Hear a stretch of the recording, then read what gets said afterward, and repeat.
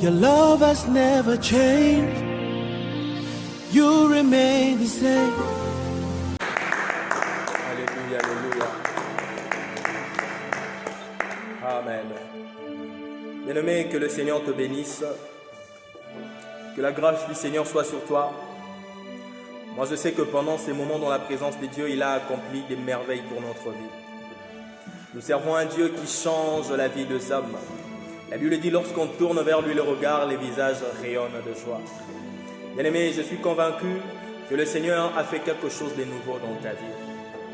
Je suis convaincu que Dieu que nous sommes venus chercher t'a béni et qu'il va te visiter. Rassure-toi au nom de Jésus-Christ.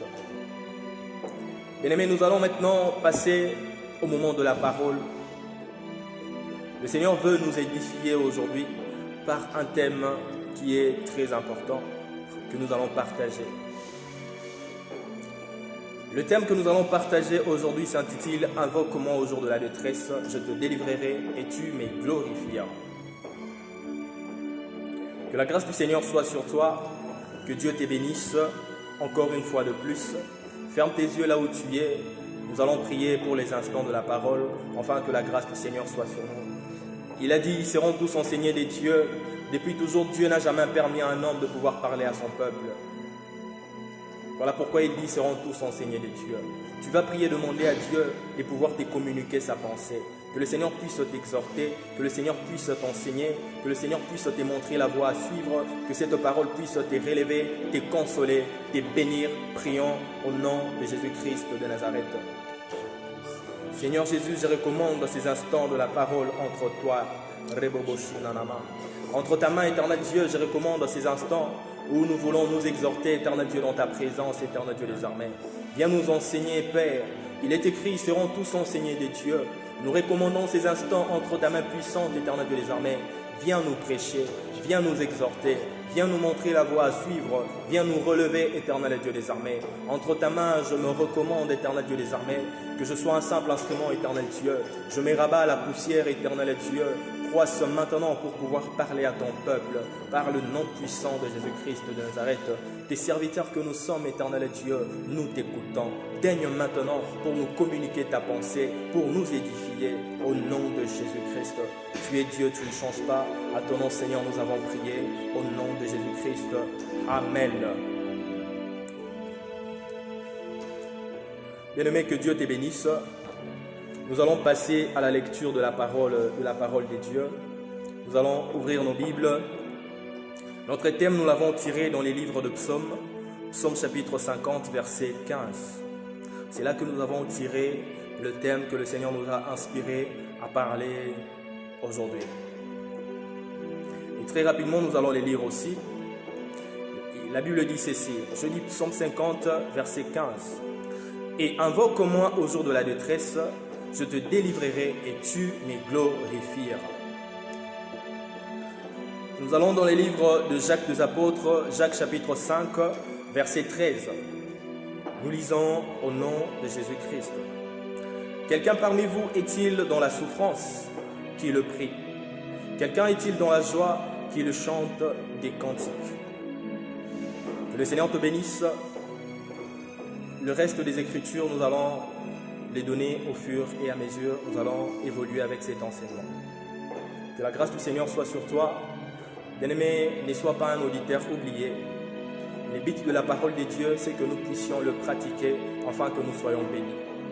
Que la grâce du Seigneur puisse se manifester dans ta vie. Sois béni, sois prospère au nom de Jésus-Christ de Nazareth. Bien-aimé, le Seigneur est en train de nous parler au travers de ses serviteurs dans les livres de Psaumes. Il a dit, « Et invoque-moi au jour de la détresse, je te délivrerai et tu me glorifieras. » Le Seigneur veut que lorsque la détresse arrive dans la vie d'un enfant de Dieu, que nous puissions chercher sa face. Je veux aujourd'hui t'amener à comprendre que peut-être la souffrance dont tu es victime, les difficultés que tu es en train de vivre aujourd'hui, peut-être que c'est occasionné par le Seigneur. Dieu est en train de dire, qui dira qu'une chose arrive sans que l'Éternel l'ait ordonné? Et nous devons aussi comprendre que c'est pour un but que le Seigneur permet à ce que le malheur atteigne souvent les justes. Dieu a des objectifs précis. Voilà pourquoi il occasionne de fois que la souffrance nous atteigne, que la détresse atteigne dans la vie de son serviteur. Et vous allez vous rendre compte, quelque part dans la Bible, Pierre est en train de demander à notre Seigneur Jésus pour lui dire « Et nous qui t'avons suivi, que allons-nous gagner ?» Le Seigneur Jésus va lui dire « Vous aurez dans ces siècles au centuple, avec beaucoup de tribulations, et dans les siècles à venir, la vie éternelle. » Bien-aimé, je t'amène à comprendre que la détresse, la souffrance, ça fait partie du chemin que le Seigneur nous fait parcourir. Mais le Seigneur veut que lorsque nous nous retrouvons dans la détresse, lorsque nous sommes dans la souffrance, que nous puissions retourner sous ses pieds afin de chercher sa face. Le problème, c'est de chercher à savoir, tu as quelle attitude lorsque tu te retrouves dans la souffrance, tu as quelle attitude lorsque tu te retrouves dans la détresse. Où cherches-tu la consolation, bien-aimé dans le Seigneur? Retournes-tu vers le monde? Retournes-tu vers les hommes? Ou tu retournes vers le Seigneur? Enfants de Dieu, écoutez la parole du Seigneur. Dieu est en train de dire, dans la détresse, invoque-moi. Au jour de la détresse, invoque-moi, je te délivrerai et tu me glorifieras. Le Seigneur permet à son serviteur de passer par le chemin difficile, par le chemin de la souffrance, pour qu'en cherchant sa face, qu'il puisse te délivrer et au travers de cette délivrance, que tu puisses les glorifier. En d'autres termes, le Seigneur veut à ce que son serviteur puisse passer par les épreuves, pour qu'au travers de la délivrance que lui, il va t'accorder, que tu puisses le témoigner, afin que la gloire de son nom puisse s'éclater dans le monde. Mais très souvent, nous les enfants de Dieu, lorsque la souffrance nous atteigne, bien-aimés, nous recourons vers les hommes. Dieu est en train de dire par sa parole, maudit soit celui qui s'est confié à un homme, mais béni soit celui qui s'est confié à l'Éternel. Le Seigneur permet à son serviteur de passer par le chemin de la souffrance, par le chemin de la détresse, non pas pour le faire souffrir, bien-aimé dans le Seigneur, mais c'est pour te former, c'est pour te faire comprendre des choses. La toute première des choses que le Seigneur nous fait passer par le chemin de la souffrance, bien-aimé, le Seigneur veut que son enfant puisse retourner sous ses pieds et chercher sa face par la prière. Voilà pourquoi apôtre Jacques est en train de poser la question dans les livres de Jacques chapitre 5 verset 15. Il dit, quelqu'un parmi vous est-il dans la souffrance qui le prie? Quelqu'un est-il dans la joie qui le chante? Bien-aimé, si tu es dans la souffrance, tu dois prier. Tu ne dois pas te lamenter. Tu ne dois pas t'inquiéter. Tu ne dois pas te faire des soucis. Parce que Jésus est en train de dire, qui par ses soucis a pu blanchir ses cheveux? Qui a rendu par ses soucis noirs ou blancs ses cheveux? Ou qui a ajouté une coudée de la durée à sa vie à cause de ses soucis? Personne. Dieu veut à ce que, lorsque la souffrance nous atteigne, que nous puissions retourner devant sa face. Le Seigneur veut nous voir sous ses pieds. Il veut nous voir le chercher. Voilà pourquoi il le permet à ce que la souffrance atteigne souvent les justes. Tu es en train de te poser plusieurs questions parfois. Tu te dis, je sers le Seigneur, mais pourquoi est-ce que les choses ne marchent pas? Bien-aimé, ce n'est pas pour rien que le Seigneur est en train de te faire passer par ces chemins-là. Invoque-moi au jour de la détresse, je te délivrerai et tu me glorifieras. Quelqu'un parmi vous est-il dans la souffrance qui le prie? Bien-aimé, le Seigneur te demande à prier. Lorsque la souffrance t'atteigne, bien-aimé dans les Seigneurs, ce n'est pas seulement aux hommes de Dieu de prier pour toi. Rappelez-vous que la mur de séparation a été écroulée par la mort de notre Seigneur Jésus-Christ. Nous sommes aujourd'hui le sacrificateur de Dieu. Nous devons tous prier, chercher ces dieux bien-aimés. Les hommes de Dieu n'ont pas Dieu dans leur poche. Mais Dieu permet à tout enfant de Dieu de pouvoir l'invoquer, de pouvoir le chercher. La Bible dit à tous ceux qui l'ont cru, il leur a donné le pouvoir d'être appelés enfants de Dieu. Jésus est en train de dire, il prie, par sa prière, il dit, Père, je sais que tu m'écoutes toujours. Il voulait nous faire comprendre que pour être exaucés par Dieu, nous devons au préalable être enfants de Dieu. C'est la première des choses qui fait que notre prière soit exaucée par le Seigneur. Le Dieu que nous servons, il est le Dieu de tout le monde. Rappelez-vous, même lorsque le diable a tenté notre Seigneur Jésus pour lui dire « Jette-toi en bas », il est écrit « Il ordonnera à ses anges de pouvoir t'accueillir ». Dieu lui a dit « Il est écrit, tu ne tenteras pas le Seigneur ton Dieu ». Il est le Dieu même du diable, mais il n'est pas le Père de tout le monde. Dieu est le Père de tous ceux qui ont son esprit en eux. Être enfant de Dieu, c'est une puissance que le Seigneur nous accorde. Et cette puissance, nous l'avons que lorsque nous acceptons Jésus-Christ dans notre vie comme Seigneur et Sauveur. Bien-aimés, les hommes de Dieu que vous voyez, nous ne sommes pas des hommes extraordinaires. Nous sommes des hommes comme vous. De la même façon que nous prions pour le malade afin qu'il se guérisse, de la même façon que toi aussi tu peux invoquer le Seigneur par la souffrance que tu es en train de traverser, afin de voir sa main puissante te délivrer. Le Seigneur veut qu'à chaque fois que le problème nous atteigne dans la vie, que nous puissions retourner vers lui. Que nous puissions chercher sa face, bien-aimé, dans la souffrance. Quelqu'un parmi vous est-il dans la souffrance qui le prie? Tu as quelle attitude, bien-aimé, lorsque la souffrance t'atteigne? Qu'est-ce que tu fais lorsque les choses ne marchent pas? Qu'est-ce que tu fais lorsque le problème t'arrive, bien-aimé? Lorsque la souffrance, lorsque la détresse t'atteigne, quelle est ton attitude? Beaucoup de gens abandonnent le Seigneur lorsqu'ils sont atteints par la souffrance. Certains pensent que Dieu ne les aime pas. Non, non, bien-aimés dans le Seigneur. La Bible est en train de dire, comme un père a compassion de ses enfants, Dieu a compassion de ceux qui le craignent. Le Seigneur est en train de te faire passer par ce chemin-là pour, bien-aimé, pour pouvoir te fortifier. La Bible dit, confiez-vous à l'Éternel, il vous affermira. Le Seigneur veut que lorsque la souffrance t'atteigne, que tu puisses te confier à lui, afin qu'il puisse t'affermir et résoudre ton problème. Nous ne pouvons pas être comme les païens bien-aimés dans le Seigneur. Lorsque la souffrance nous atteigne, c'est pour nous le temps propice de chercher la face de l'Éternel. Dans le livre de Deutéronome chapitre 8, versets 2 à 3, la Bible nous enseigne ceci. Souviens-toi de tout le chemin que l'Éternel ton Dieu t'a fait faire pendant ces 40 années dans les déserts. Enfin de t'humilier, de t'éprouver pour savoir quelle était la disposition de ton cœur.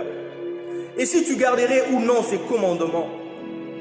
Il t'a humilié, il t'a fait souffrir de la faim, et il t'a nourri de la manne que tu ne connaissais pas et qui n'avait pas connu tes pères, afin de t'apprendre que l'homme ne vit pas de pain seulement, mais de toute parole qui sort de la bouche des dieux. Le Seigneur nous fait passer par la souffrance, bien-aimés, pour savoir quelle est la disposition de notre cœur. Le Seigneur, l'Éternel cherche à savoir, est-ce que lorsque la souffrance t'atteindra, tu vas l'abandonner ou pas? Est-ce que tu vas rejeter ses commandements ou pas? Voilà pourquoi il nous fait passer par les épreuves. Il est en train de parler aux enfants d'Israël. Si je t'ai humilié, si je t'ai fait souffrir de la faim, c'était pour voir quelle sera la disposition de ton cœur. Bien-aimé, le Seigneur te fait passer par ce chemin-là, le chemin de la souffrance, de la difficulté, afin de savoir quelle sera la disposition de ton cœur. Il y a beaucoup de gens qui cherchent le Seigneur, tout simplement pour les objectifs mieux précis. Elle est dans la vie de prière tout simplement parce qu'elle est en train de chercher le mariage.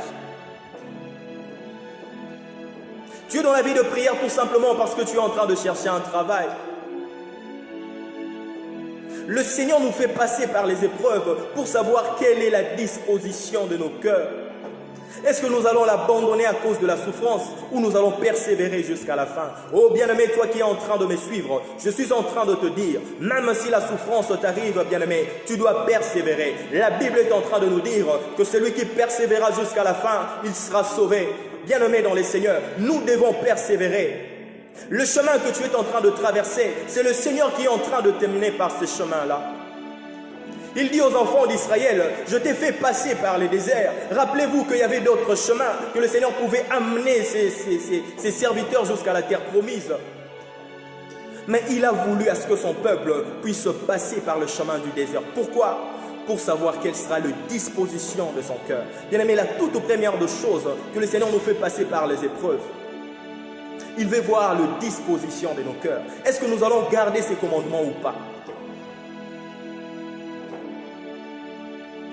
Lorsque nous passons par les épreuves, lorsque nous sommes atteints de la détresse ou nous passons dans la souffrance, bien aimé, ce n'est pas le moment d'abandonner le Seigneur. Non, non, non, non. C'est le moment de retourner sous ses pieds. Car la Bible dit, humiliez-vous sous la main puissante de Dieu et il vous élèvera au temps convenable. Lorsque la souffrance t'arrive, c'est le moment pour toi d'être humilié sous le pied du Seigneur, afin de chercher sa face, afin qu'il puisse t'élever. J'aime cet homme de David. David est en train de dire, dans ma voix j'ai crié à l'Éternel. De ma voix j'ai imploré l'Éternel. J'ai déposé vers lui ma plainte. C'est ce que Dieu veut que tu fasses. Lorsque la souffrance t'atteigne, ce n'est pas le moment d'abandonner Dieu. Ce n'est pas le moment d'aller vers le monde. Cela aussi n'est pas synonyme qu'il t'a abandonné. Non, il est en train de te faire passer par ce chemin afin de savoir quelle sera la disposition de ton cœur. Le Seigneur veut savoir si réellement tu l'aimes ou pas.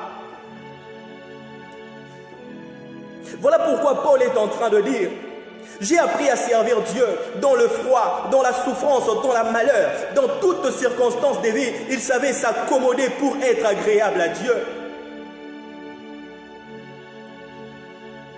Bien-aimé, la souffrance, c'est le chemin que le Seigneur nous fait passer pour nous forger. En fait qu'à chaque fois que nous allons se confier à lui, qu'il puisse nous affermir.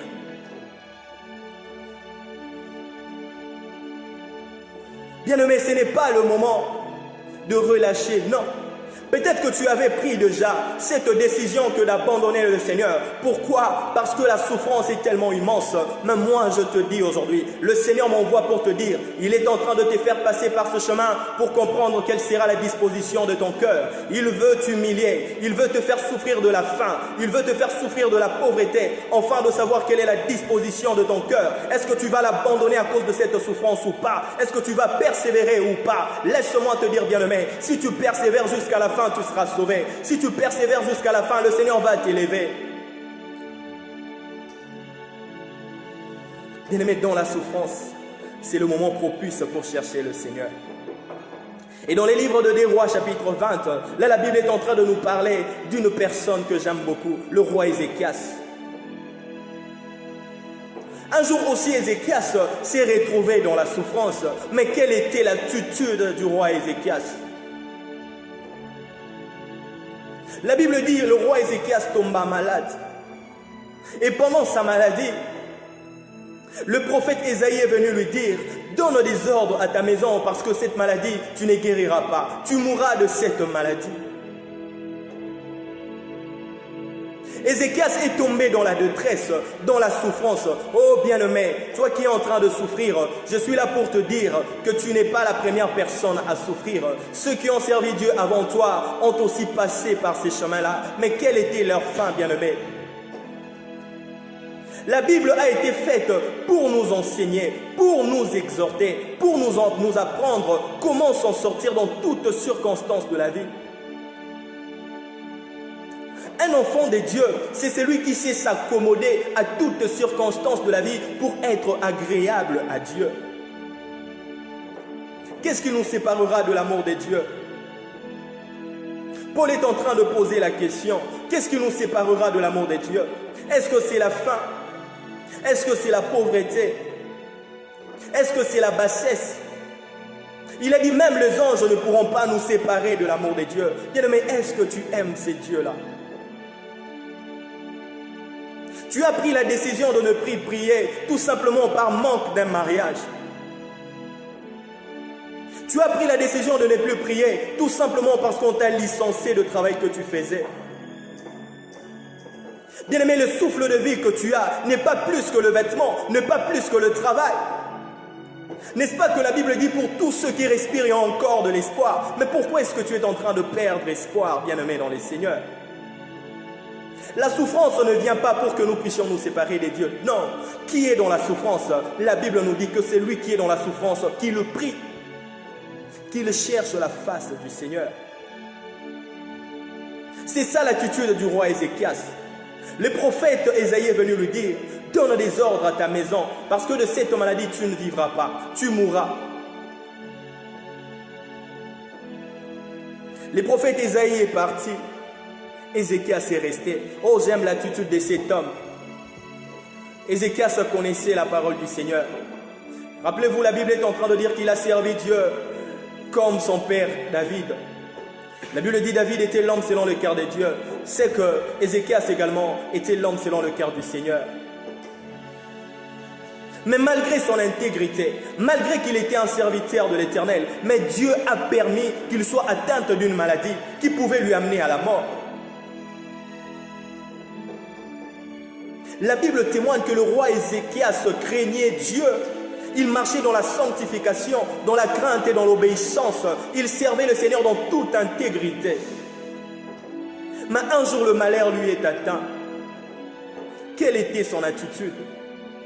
Bien-aimé, maudit soit celui qui s'est confié aux hommes, béni soit celui qui s'est confié à l'Éternel. Oh, Ézéchias avait compris que face à cette maladie, je dois retourner vers le Seigneur. Oh, bien-aimé, dans la détresse, invoque-moi, je te délivrerai et tu me glorifieras. Ézéchias va aller dans sa chambre. Il n'est pas allé vers les amis pour leur dire que bientôt je vais mourir. Non, non, non. Il n'est pas allé vers le médecin.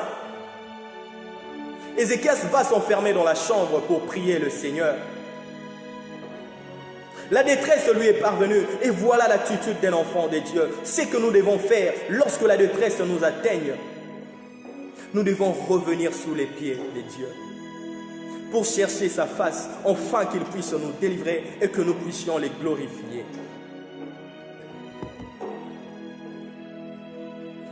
Ézéchias va entrer dans sa chambre. Il va commencer à prier.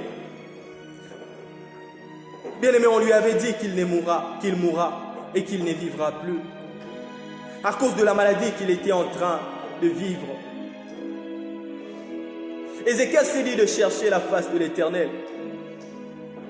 La Bible dit qu'il commença à prier. Il va dire à Dieu, rappelle-toi que je t'ai servi dans toute intégrité de cœur. Je t'ai servi dans la sincérité, dans la droiture. Souviens-toi de moi. La Bible dit l'Éternel a écouté sa prière. Oh, bien-aimé dans les seigneurs, mais pourquoi est-ce que Dieu ne peut pas écouter ta prière? Rappelle-toi, je dis précédemment, que pour que ta prière soit exaucée par Dieu, tu dois au préalable être fils ou fille de Dieu. C'est avec assurance que Jésus était en train de dire, « Oh Père, je sais que tu m'exauces toujours. » Parce que Dieu était son Père. Est-ce que Dieu est ton Père, bien-aimé? Rappelle-toi, je dis, il est le Dieu de tout le monde, mais il n'est pas le Père de tout le monde. Parce que la Bible dit, à tous ceux qui l'ont cru, il leur a donné le pouvoir d'être appelés enfants de Dieu. Être enfant de Dieu, c'est le pouvoir que Dieu confie à ses enfants. Et la Bible dit, la prière fervente de juste a une grande efficacité. Malgré qu'il était dans la détresse, bien-aimé, sa prière était toujours efficace. Pourquoi? Parce qu'il était juste devant le Seigneur. Le roi Ézéchias va prier le Seigneur. Dieu va dire à Ésaïe, bien-aimé, Ésaïe était déjà en train de partir. Il avait prophétisé pour Ézéchias. Mais lorsqu'il est parti, Ézéchias, bien-aimé dans les seigneurs, il est entré dans sa chambre pour prier Dieu. Et la Bible est en train de dire que pendant qu'il priait, il a répandu de larmes, bien-aimé. Oh, je suis en train de te dire, tu es en train de gaspiller tes larmes en pleurant devant les hommes. Ils ne pourront rien faire pour toi. Ils ne pourront pas changer ta vie, bien-aimé. Ils ne pourront pas changer ta situation. L'homme est limité. D'ailleurs, la Bible dit, maudit soit celui qui s'est confié à l'homme. Lorsque tu t'es confié à un homme, pas seulement que tu n'auras rien, mais tu as encore la malédiction sur toi.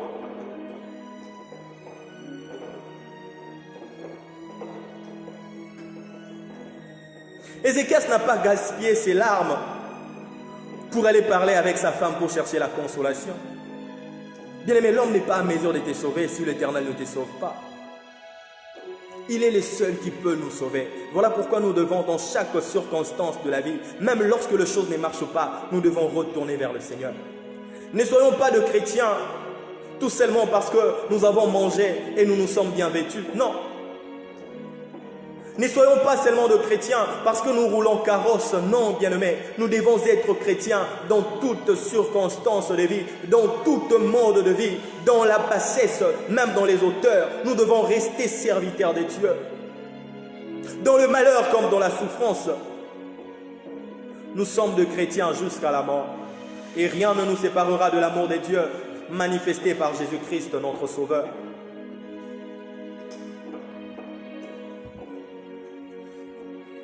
Ézéchias a commencé à prier et la Bible dit pendant qu'il priait, son visage était contre le mur. Oh, j'aime ces passages. La Bible dit qu'il priait face contre le mur. Et pendant qu'il était en train de prier Dieu, il était en train de répandre de larmes. Oh, bien-aimé, Dieu a compassion de ses serviteurs. C'était une prophétie qui venait de la bouche d'un serviteur de Dieu. C'était un message que Dieu lui avait donné.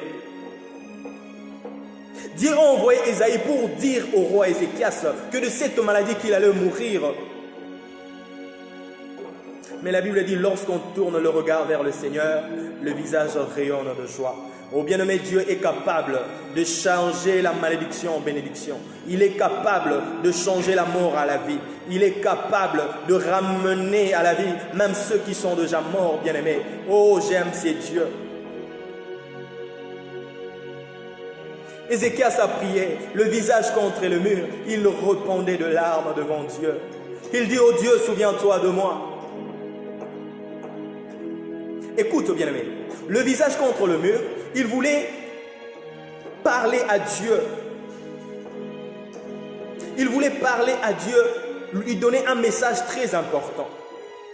Visage contre le mur, c'était une façon de dire à Dieu, face à cette situation, je suis limité. Oh bien-aimé, la Bible dit, lorsque l'intelligence de l'homme c'est limite, c'est alors l'intelligence de Dieu commence.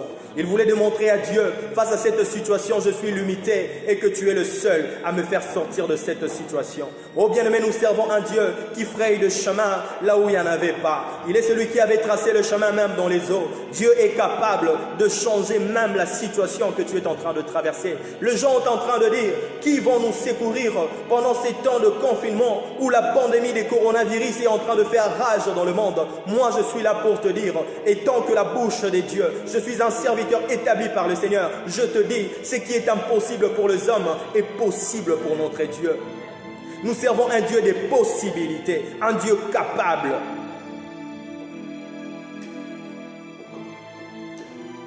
Bien-aimé, Dieu a écouté la prière de celui qui s'est humilié. Oh, je vous ai dit au préalable, lorsque la souffrance t'atteigne, bien-aimé, Dieu veut te voir sous ses pieds. C'est le moment de s'humilier devant Dieu.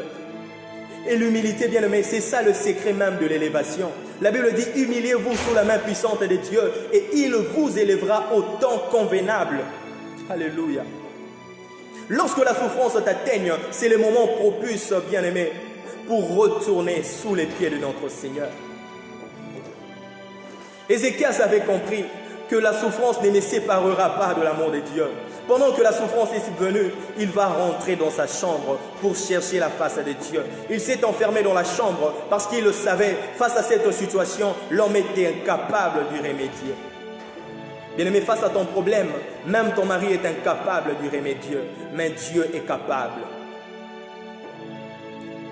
Dieu va dire à Ésaïe, Ésaïe qui était déjà en train de partir, Dieu lui dit, retourne vers Ézéchias. Va lui dire que j'ai écouté sa prière. Oh bien-aimé dans les Seigneurs, la prière fervente de juste a une très grande efficacité. Lui à qui on avait prophétisé sur sa vie qu'il devait mourir, mais à cause de la prière. Oh, il y a quelqu'un parmi vous dans la souffrance qui le prie, bien-aimé dans les Seigneurs. C'est ce que l'apôtre Jacques est en train de dire dans les livres de Jacques chapitre 5, verset 15.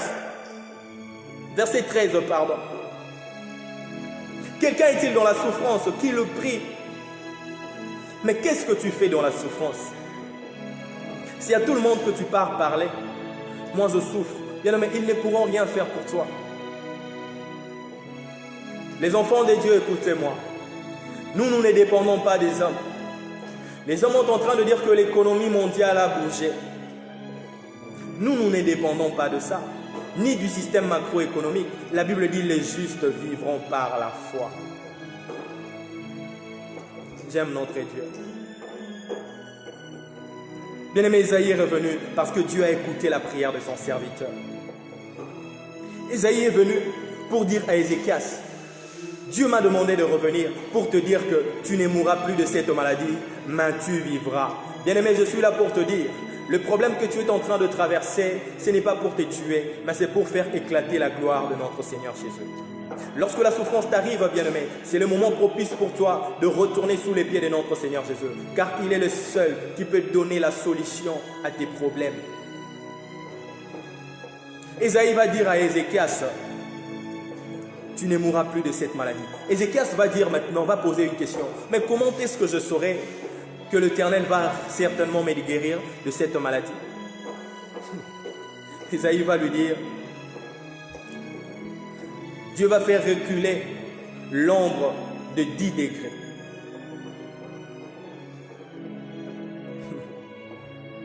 Bien-aimé,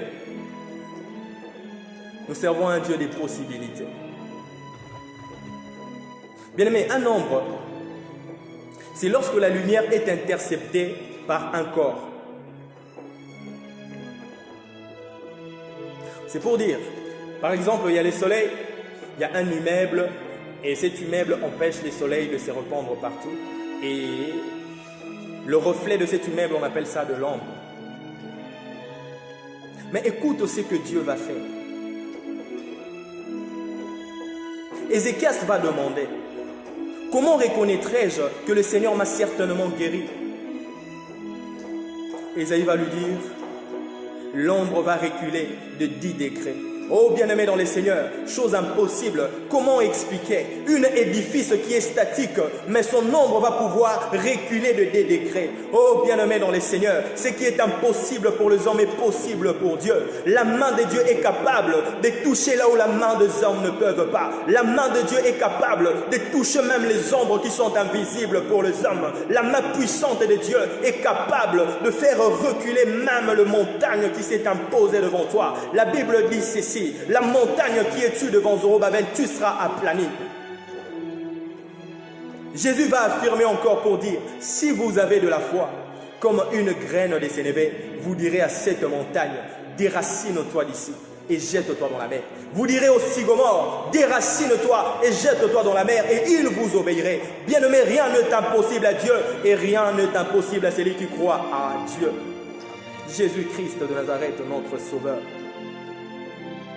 La main puissante de Dieu. J'aime comment est-ce que Isaïe dit. Isaïe dit le bras de l'Éternel. My God. Bien-aimés, nous servons un Dieu qui est puissant. La main de Dieu peut toucher ce que la main des hommes ne peuvent pas. Je prie au nom de Jésus et je prophétise sur ta vie que la chose qui t'empêche d'avancer puisse reculer devant toi au nom de Jésus.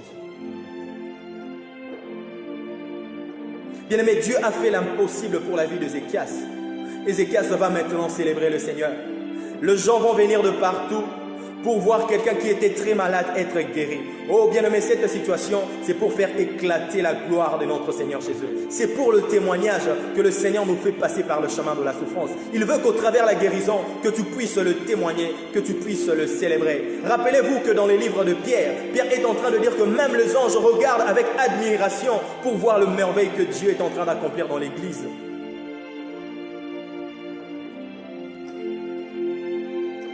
Qu'est-ce que tu fais lorsque la souffrance t'arrive? Qu'est-ce que tu fais? Quelle est ton attitude lorsque les choses ne marchent pas? Bien-aimé, la souffrance arrive dans notre vie parce que le Seigneur veut voir quelle sera la disposition de notre cœur. Est-ce que tu garderas ses commandements ou pas? Ézéchias a gardé le commandement du Seigneur. Il n'a pas abandonné Dieu, même si la mort frappait à sa porte. D'ailleurs, lorsque la maladie est arrivée, lorsqu'on est venu lui dire qu'il mourra, bien-aimé dans les seigneurs, ce n'était pas parce qu'il avait péché, La Bible dit qu'il servait Dieu dans l'intégrité. Mais lorsqu'on lui a dit qu'il mourra, oh bien-aimé, c'était le moment propice pour lui de retourner sous les pieds de notre Seigneur et chercher sa miséricorde. Dieu a eu compassion de lui. Alléluia. Bien-aimé, peut-être que tu passes dans de problèmes. Il y a des problèmes qui te dépassent. Je ne sais pas ce que tu es en train de traverser maintenant.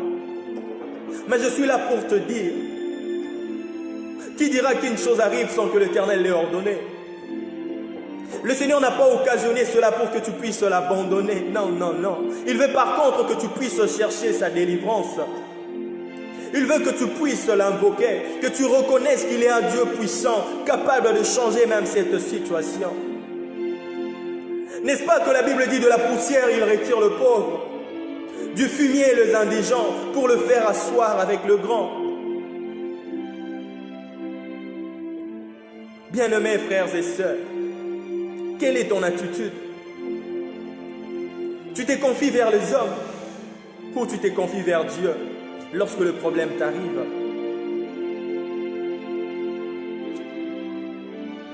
Paul dit, j'ai appris à servir Dieu dans le froid, dans la chaleur, dans la pauvreté, même dans la souffrance. Oh bien-aimé, un serviteur de Dieu doit être dynamique. Tu dois apprendre à servir Dieu dans toutes circonstances de vie. Tu dois apprendre à t'accommoder de toutes circonstances de vie pour être agréable à Dieu. Qu'est-ce qui te sépare de l'amour de Dieu? Ne soyons pas comme Naomi et Elimelech. Un jour, la souffrance est survenue à Bethléem, bien-aimé. La Bible dit qu'il y avait une forte souffrance. La détresse leur est parvenue. D'ailleurs, c'était le moment de chercher la face de l'Éternel. Mais Elimelech, avec sa femme Naomi et leurs enfants, qu'est-ce qu'ils vont se dire? Oh, nous allons aller chez les Moabites pour chercher le pain. Bien-aimé, Bethléem veut dire ville de pain. En d'autres termes, Bethléem, c'était l'image de l'Église, parce que cette ville avait une très grande promesse. Rappelez-vous que la parole de Dieu dit que Bethléem, tu n'es certes pas le moindre d'entre les villes de Juda, parce que de toi sortira un roi qui paîtra mon peuple. Malgré que c'était une ville, le moindre des villes de Juda, mais il y avait une grande promesse qui était dans cette ville. Bien-aimés, en d'autres termes, c'est l'image de l'Église. N'abandonnons pas nos églises, bien-aimés, même si la souffrance nous atteigne, bien-aimés dans les Seigneurs. Le pain, c'est la parole de Dieu. Qu'est-ce que tu fais lorsque la souffrance arrive? Naomi et Elimelech, de leur propre gré, ils ont décidé d'aller chez les Moabites. David va dire dans les livres de psaumes, « Maudit soit celui qui retourne en Égypte ». Dieu avait interdit à son peuple de contracter de relations avec des peuples étrangers.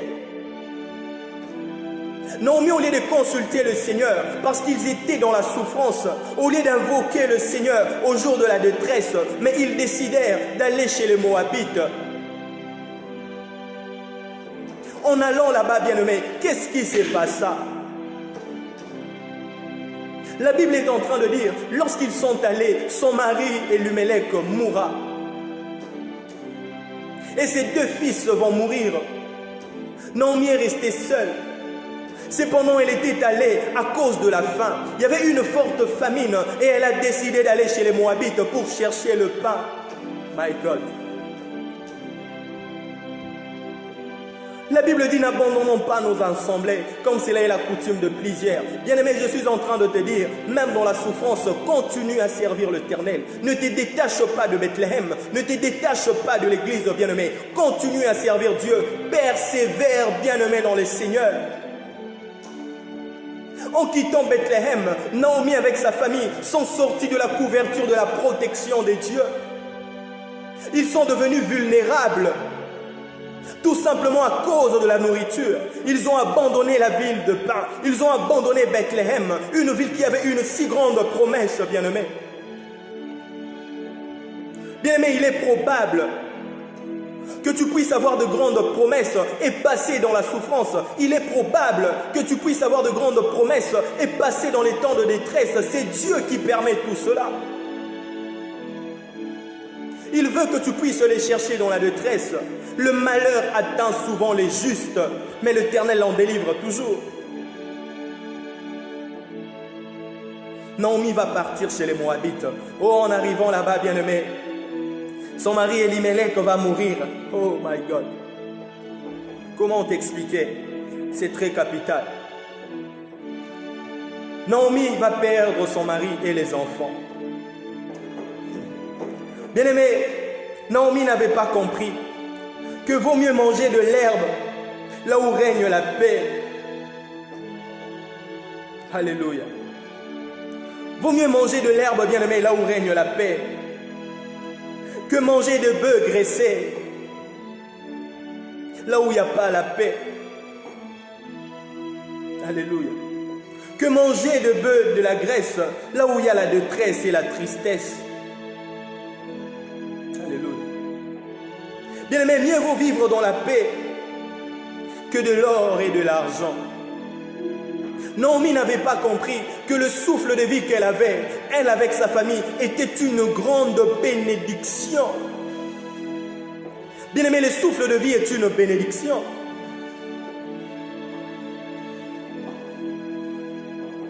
Quand tu es privé de ton souffle, bien-aimé, et qu'on te donne la richesse, est-ce que tu vas t'en réjouir de cela?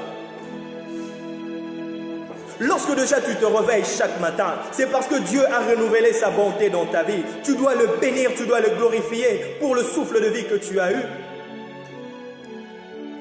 Et dans les livres de Psaume 33, verset 18, on peut le lire, bien-aimé dans les Seigneurs. C'est très important que nous puissions le lire. Ça va beaucoup nous édifier.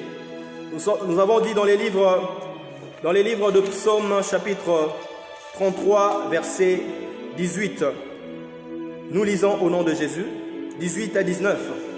Voici l'œil de l'Éternel est sur ceux qui le craignent, sur ceux qui espèrent en sa bonté, afin d'arracher leurs âmes de la mort et de les faire vivre au milieu de la famine. Alléluia. Bien-aimé, le Dieu que nous servons est capable de donner la vie, même au milieu de la famine.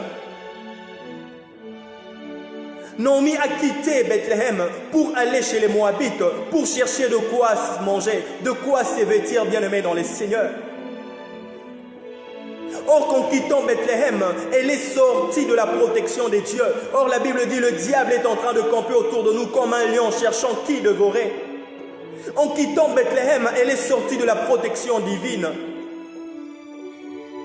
Elle perda son mari et ses deux fils, bien-aimés. Oh, bien-aimé, à quoi servira un homme de gagner tout le monde s'il perdait son âme? Naomi est devenue une femme malheureuse. Lorsqu'il n'y avait pas de la nourriture, Dieu avait donné la vie, comme il nous enseigne dans les livres de Psaume 33, versets 18 à 19. Voici l'œil de l'Éternel est sur ceux qui le craignent, sur ceux qui espèrent en sa bonté, afin d'arracher leurs âmes de la mort et de les faire vivre au milieu de la famine. C'est pour dire, même dans la famine, Dieu donne la vie en abondance. My God, comment t'expliquer? C'est très capital. D'autres personnes peuvent mourir de la famine. Mais nous, dans la famine, Dieu nous fait vivre. Alléluia. Pourquoi? Parce que dans les livres de Deutéronome, là où nous avons lu, il dit ceci. Je t'ai fait passer par le chemin de la souffrance pour savoir quelle sera la disposition de ton cœur et pour t'apprendre que l'homme ne vivra pas de pain seulement, mais de tout ce qui sort de la bouche des dieux. C'est la raison pour laquelle le Seigneur nous fait passer par la souffrance, par des difficultés. Il veut que nous sachions que l'homme ne vivra pas de pain seulement, mais de toute parole qui sort de la bouche des dieux. Naomi n'avait pas compris cet enseignement, n'avait pas compris que cette souffrance, c'est par ses dieux qu'il a permis, parce qu'il veut voir quelle sera la disposition de nos cœurs, parce qu'il veut voir est-ce que nous allons même dans la souffrance garder ses commandements ou pas. Le Seigneur voulait les apprendre que l'homme ne vit pas de pain seulement, mais de tout ce qui sort de la bouche des dieux. Naomi a refusé cet enseignement. Elle a préféré aller chez le Moabite. En arrivant là-bas, bien-aimée, elle est devenue malheureuse. Elle perda son mari et ses deux enfants. Oh bien-aimé, peut-être que tu avais pris la décision de quitter l'église à cause de cette situation. Je te demande de revenir avant qu'il soit trop tard. Dieu est le seul qui protège et le seul qui garde. Mais le diable rôde autour de toi comme un lion, cherchant à qui dévorer. C'est qu'il veut, bien-aimé, il veut que tu puisses te détacher de l'Éternel. Il veut que tu puisses te détacher de Jésus, afin qu'il puisse te cribler. Le diable a trouvé l'opportunité à toucher à la vie d'Elimelech et ses deux fils. Naomi, en quittant Bethléem, ils étaient à 4, mais elle est restée qu'elle-même. Elle est restée seule. Pourquoi?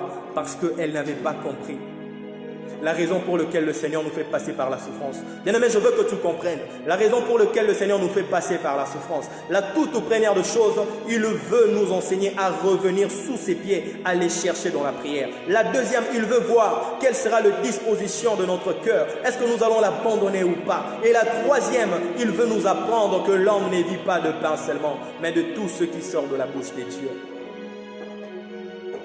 Naomi est restée seule. Et à la fin, elle décida de retourner à Bethléem. Naomi va apprendre que Dieu a visité Bethléem. Oh bien-aimé, quelle que soit la durée de la nuit, un jour le soleil apparaîtra. Quel que soit le moment difficile que tu es en train de traverser, un jour le soleil apparaîtra. Le Seigneur va te visiter un jour, bien-aimé dans le Seigneur. Mais pour participer à cette visitation, tu dois persévérer. Alléluia. Naomi va décider de retourner à Bethléem. Mais lorsqu'elle est rentrée, elle était méconnaissable. On ne pouvait même pas la reconnaître. Elle avait fané. Oh bien-aimé, lorsqu'on tombe dans la disgrâce, ça nous fait faner.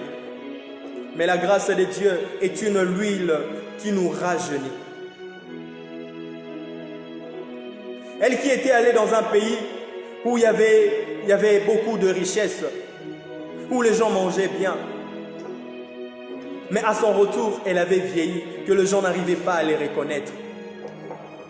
Les gens se posaient des questions, est-ce que certainement c'est Naomi? Et elle va dire, ne m'appelez pas Naomi, appelez-moi Mara, car l'Éternel a affligé mon cœur. Oh bien-aimé dans le Seigneur, qu'il ne soit pas trop tard pour toi. Le diable a un projet contre toi, c'est celui de pouvoir te détruire. Il veut que tu puisses te détacher de Dieu.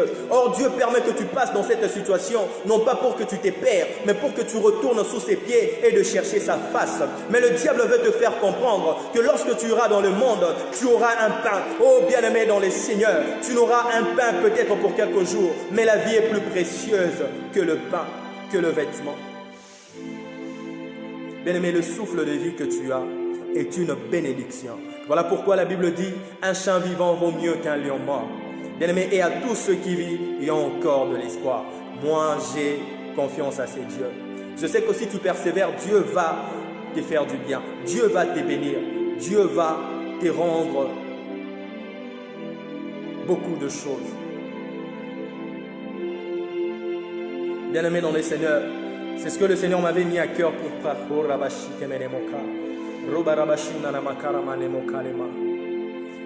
mais si tu avais décidé d'abandonner le Seigneur à cause de la souffrance, je te demande de revenir avant qu'il soit trop tard. Le Seigneur a besoin de toi. Cette souffrance, ce n'est pas pour te tuer, mais c'est pour faire éclater la gloire de Dieu. Il a dit, invoque-moi au jour de la détresse, je te délivrerai et tu me glorifieras. Oh bien-aimé, il y a une délivrance de l'Éternel qui t'attend. Comment parlerons-nous de la délivrance si au préalable il n'y a pas de combat? Comment parlera-nous de la délivrance si au préalable il n'y a pas de persécution? Comment parlerons-nous de la délivrance si au préalable il n'y a pas de la tribulation? Jésus va dire à Pierre, vous aurez au centuple dans ces siècles, mais avec beaucoup de tribulation. Et dans les jours à venir, la vie éternelle. Bien-aimé, si tu demeures, pas seulement que tu auras au centuple dans ces siècles, mais la vie éternelle dans les siècles à venir. Voilà la raison pour laquelle Dieu nous a appelés, c'est pour entrer dans le royaume des cieux. Nous devons persévérer. La Bible dit, celui qui persévérera jusqu'à la fin sera sauvé et il sauvera son âme. Que mon Dieu vous bénisse. Au nom de Jésus. Amen. Bien-aimé, ferme les yeux là où tu es, je veux prier pour toi. Éternel Dieu, je prie pour mon frère et ma soeur. Que cette parole, éternel Dieu, puisse changer leur vie au nom de Jésus. Ramène le cœur, éternel Dieu, des armées dans ta présence. Peut-être qu'elle ne savait pas, éternel Dieu, que de fois tu nous fais passer par des chemins difficiles afin de voir quelle sera la disposition de notre cœur. Tu nous fais passer de fois par la souffrance pour chercher à comprendre si nous allons retourner sous tes pieds ou pas. Tu permets que la détresse nous atteigne, Seigneur, afin de nous faire comprendre que l'homme ne vivra pas seulement de pain, mais de tout ce qui sort de la bouche de Dieu. Peut-être que mon frère ou ma soeur avait déjà décidé d'aller loin de toi, tout simplement parce qu'elle est en train de vivre le moment difficile. Seigneur, je prie que tu puisses ramener son cœur dans ta présence, au nom de Jésus. Je chasse tout esprit de garement pour le lieu aride, au nom de Jésus. Que ta main éternelle, Dieu des armées, puisse le toucher là où ils sont. La Bible dit, tu déverses ton amour dans nos cœurs au moyen du Saint-Esprit. Déverse ton amour éternel, Dieu des armées, dans nos cœurs, afin que nous puissions t'aimer plus que tout. Afin que nous puissions persévérer, même lorsque la détresse et la souffrance nous atteindra. Car il est écrit, celui qui persévérera jusqu'à la fin sera sauvé et il sauvera son âme. Aide-nous, éternel Dieu des armées, à persévérer. Soutiens notre foi au nom de Jésus-Christ. Sois notre bouclier, notre forteresse, au nom de Jésus. Que nous ne puissions pas faire naufrage quant à la foi, éternel Dieu, mais que nous puissions demeurer. Que nous puissions persévérer, éternel Dieu, même lorsque les choses ne marcheront plus. Afin que la gloire soit rendue à notre Seigneur Jésus-Christ. Change leur situation, éternel Dieu. Visite-le, ô toi le Dieu des Écasses. Écoute cette prière, éternel Dieu. Que tout celui qui est malade, éternel Dieu, soit guéri en ce moment même, au nom de Jésus. Que tout celui qui est dans la souffrance soit visité par ta main puissante, au nom de Jésus. Que tout celui qui est dans la difficulté, éternel Dieu, puisse trouver remède, éternel Dieu, à ses problèmes. Oh, je sais, le nom de Jésus est la solution à nos problèmes. La Bible dit dans les livres des Actes des Apôtres, quiconque invoquera le nom de l'Éternel sera sauvé. Oh, éternel Dieu, Jésus-Christ de Nazareth, sauve ton peuple, sauve tes serviteurs. Délivre-nous du mal, au nom de Jésus-Christ. Nous avons ainsi prié. Amen. Bien-aimé, que Dieu te bénisse, que sa grâce soit sur toi, sois béni, sois prospère au nom de Jésus. Amen.